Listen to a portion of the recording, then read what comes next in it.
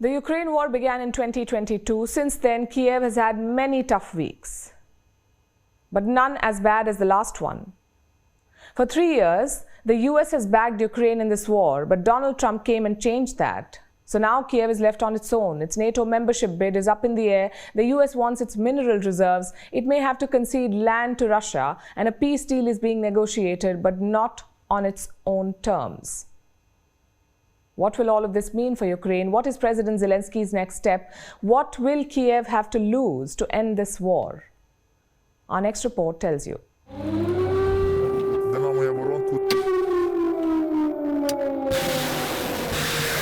For nearly 3 years, Ukraine has waged a war of survival. It has endured battlefield losses. It has had victories, international summits, shifting alliances, and the tragic weight of lost lives. But the past week has been the most punishing in Ukraine's struggle. A week in which the fragile scaffold of Western support began to tremble, all under the weight of American indifference. The shock came from Washington, where President Trump all but dismantled the rhetorical edifice of unwavering US support. No NATO membership, no security guarantees. Do you oppose NATO membership for Ukraine? I don't think it's practical to have it, personally. If the war were to end, he says he wants guarantees of security. We'll see what that means. And no obligation to restore Ukraine's territorial integrity. In the face of America's retreat, someone needed to fill the gap.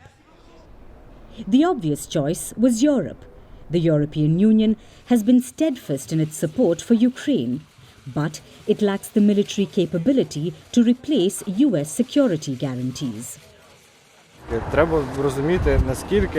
It will provoke a world war. There is nothing else I can say about these negotiations. We are at war, so it's okay, but poor Europe. I think this is another step towards a world war. Trump is trying to pacify the aggressor.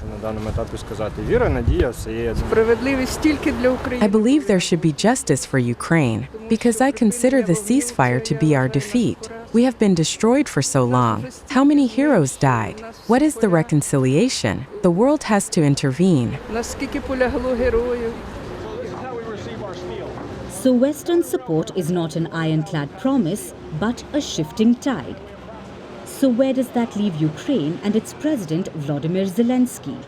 Trump's move has left Kyiv with a bleak choice. If it chooses to resist negotiations, it risks an attritional military defeat.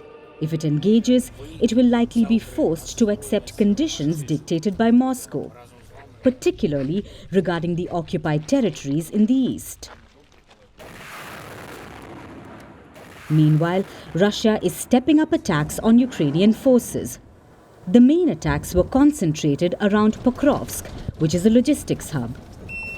Kyiv's military reported 261 combat engagements with Russia on Saturday, the largest number recorded this year.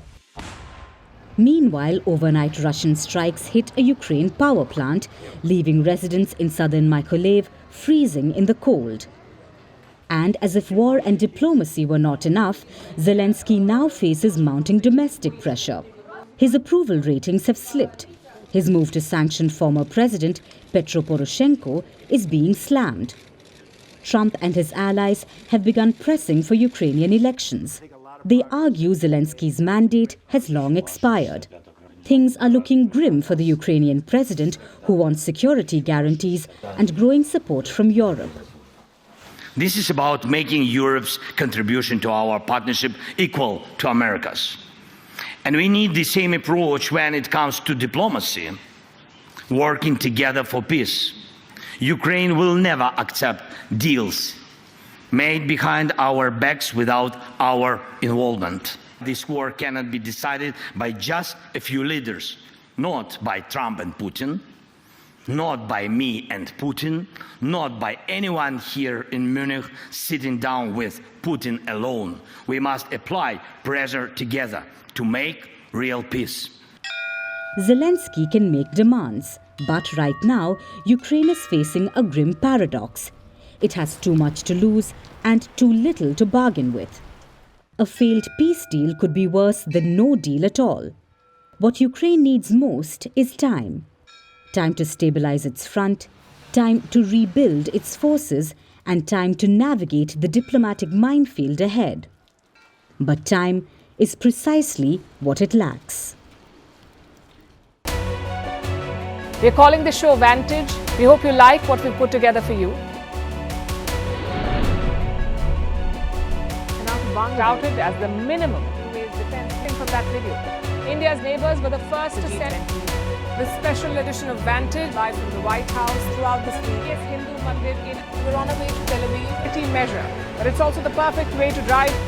I don't think that Prime Minister of Bhutan, Sherin Tagwe. Welcome to 60% of the world's office. Prime Minister Modi did the iron. We were actually How are you doing? How do you like? It's been 1 year since that meeting. Iron bars separate you from the outside. Out the vote efforts. Trump had, it says, and at $4.3 trillion, 300 billion by 2030. That's what we need to tackle climate change.